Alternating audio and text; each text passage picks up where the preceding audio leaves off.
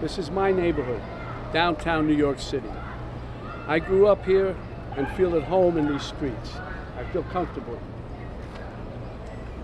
The Twin Towers fell just over here, just over there. This part of the city was like a ghost town. But we vowed we would not allow terrorists to change our way of life. And we started the Tribeca Festival to bring people back. I love this city. I love this city. I don't want to destroy it. Donald Trump wants to destroy not only the city, but the country, and eventually he could destroy the world.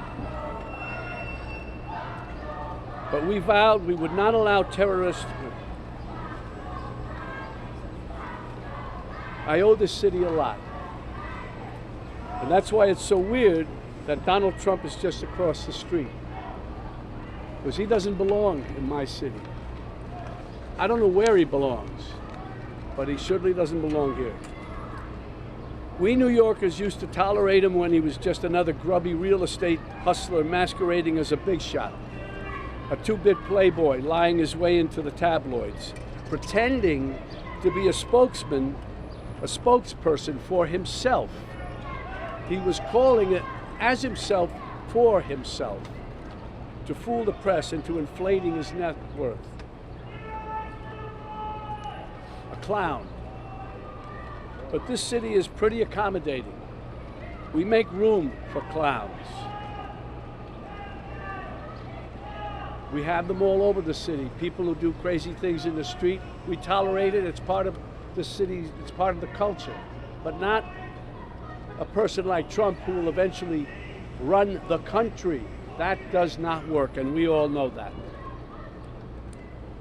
Anyway, we make room for clowns, to each his own.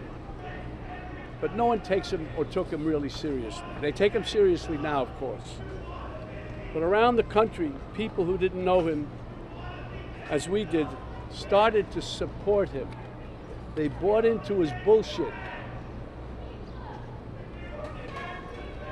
Trump bought their votes with outrageous lies and empty promises.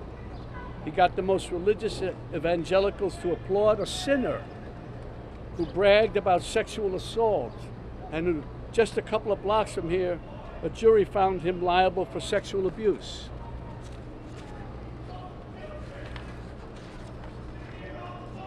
Somehow he even got self-styled patriots to support a man who called for terminating the Constitution, and on January 6th rallied an angry mob to threaten democracy, leaving death and destruction in its wake. That's why I needed to be involved and wanted to be involved in the new Biden-Harris ad, because it shows the violence of Trump and reminds us that he'll use violence against anyone who stands in the way of his megalomania and greed. But it's a coward's violence. You think Trump ever threw a punch himself or took one? This guy who ran and hid in the White House bunker when there were protesters outside? No way. He doesn't get blood on his hands. No, he doesn't. He directs the mob to do his dirty work for him by making a suggestion, an inference. And his gang grovels and follows his obvious order.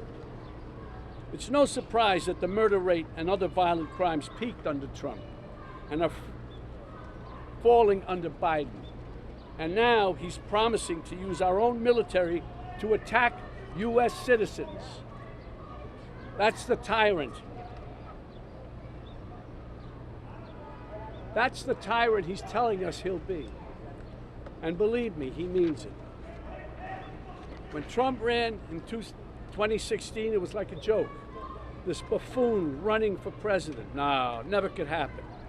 We'd forgotten the lessons of history that showed us other clowns who weren't taken seriously until they became vicious dictators. With Trump, we have a second chance. And no one is laughing now. This is the time to stop him by voting him out once and for all. We don't want to wake up after the election saying, what, again? My God, what the hell have we done? We can't have that happen again. Yesterday was Memorial Day. It's a good time to reflect on how Americans fought and died so that we may enjoy the freedoms guaranteed to us by a democratic government. A government that, as President Lincoln said, of the people, by the people, for the people, shall not perish from the earth. Under Trump, this kind of government will perish from the earth. I don't mean to scare you.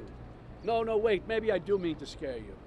If Trump returns to the White House, you can kiss these freedoms goodbye that we all take for granted. And elections, forget about it. That's over. That's done. If he gets in, I can tell you right now, he will never leave. He will never leave. You know that. He will never leave.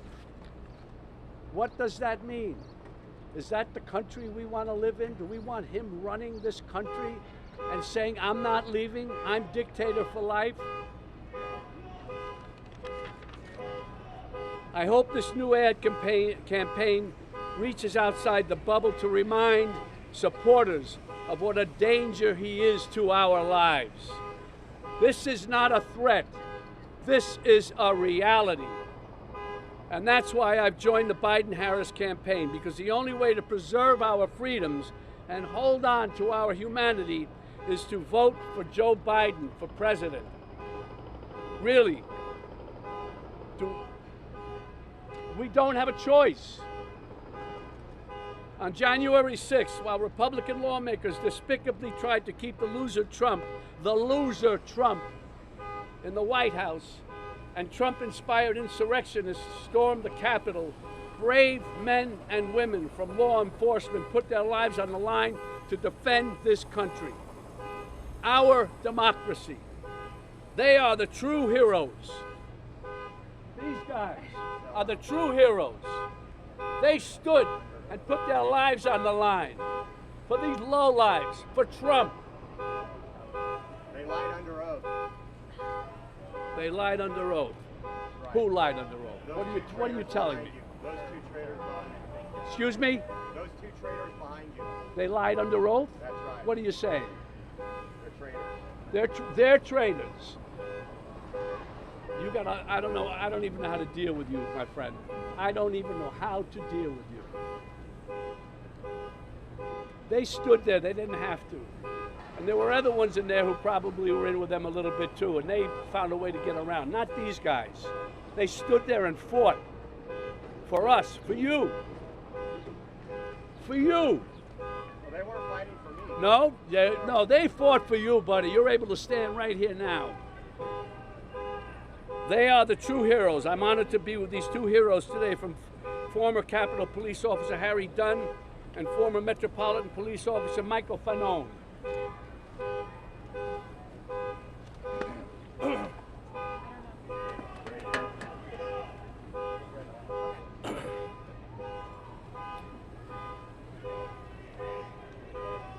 I came here today to remind Americans of what Donald Trump is capable of, and the violence that he unleashed on all Americans on January 6, 2021.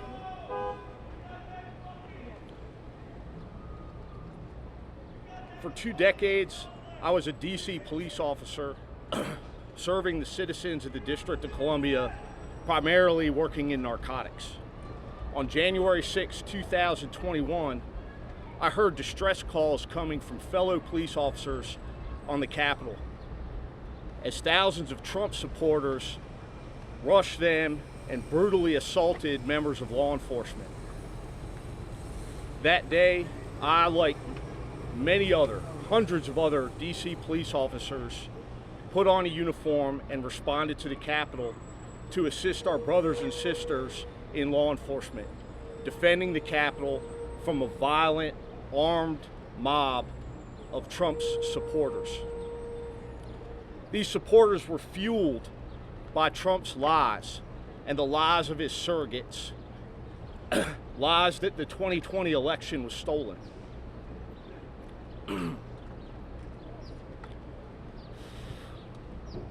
Those same lies have been spewed by Donald Trump and his surrogates about what happened to me and so many other police officers on January 6, 2021.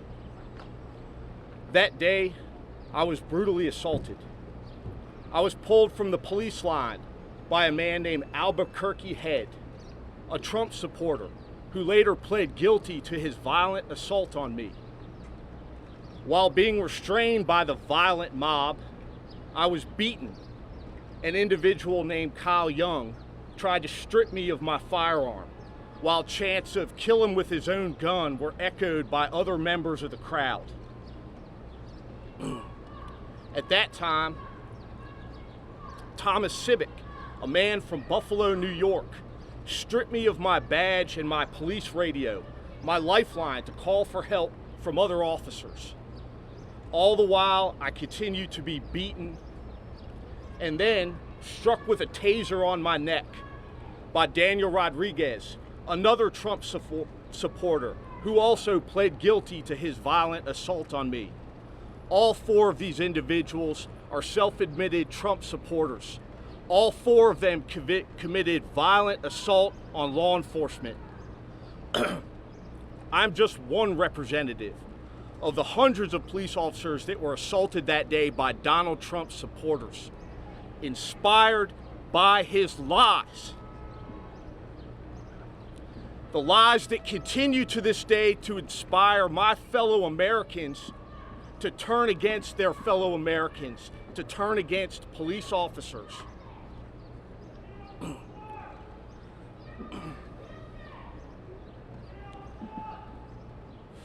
At the end of the day, this election is about Donald Trump and his vision for the office of the President of the United States. Not as a public servant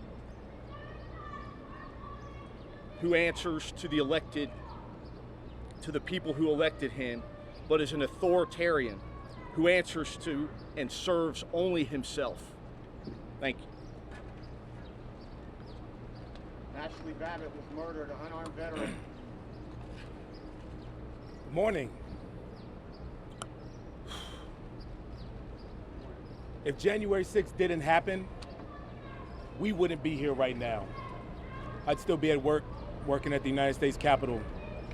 I appreciate the words by Mr. De Niro, Officer Fanone, but anytime I get an opportunity to acknowledge, address, and thank the men and women of the Capitol Police and the Metropolitan Police Department who served that day to protect our democracy, to protect each other, to make sure everybody got to go home that night. That's what we fought for that day. The fight for a lot of us didn't end on January 6th, that evening when we went home. The fight still continues now. What happened that day was an attempt to overthrow an election. Donald Trump is the greatest threat to our democracy and the safety of communities across the country today. He has encouraged and continued to encourage political violence. We've been called traitors just today. We were all called traitors on January 6th for doing our job. And yes, we protected Republicans. We protected Democrats alike. It's not about the story that we don't agree with. Political violence is never acceptable. But you have a presidential candidate, that champions it, that encourages it, that supports it. We cannot have that. Officer Sicknick, he died the day after January 6th. They said it was because of a stroke, but the events of January 6th caused it. His father said it best. Charles Sicknick, Trump is the reason why my son is dead. Trump does whatever will get him votes and helps Donald Trump. He is about himself. He calls the criminals who attacked our Capitol patriots. He calls the men and women who died serving and protecting this country suckers and losers. He constantly echoes the words of dictators and invokes the language of Nazi Germany, embracing political violence, pledging to rule as a dictator on day one. Those aren't our talking points. Those aren't left news talking points. He said it. Americans need to wake up. This is not a drill. Mr. Nero said he's not trying to scare you. When I just unsuccessfully ran for office. A lot of people that I met out there said they were afraid. They're scared to see what another Trump presidency looks like. I try to pride myself in having some type of way to make people feel comfortable, saying some kind of a word, a hug, a look, or something. It's going to be okay. I couldn't say that to those individuals. I couldn't say it's going to be okay. Everything's going to be all right. We can't count on these institutions to stop Donald Trump. It's going to take us Americans at the ballot box to defeat him once and for all. Thank you so much, y'all.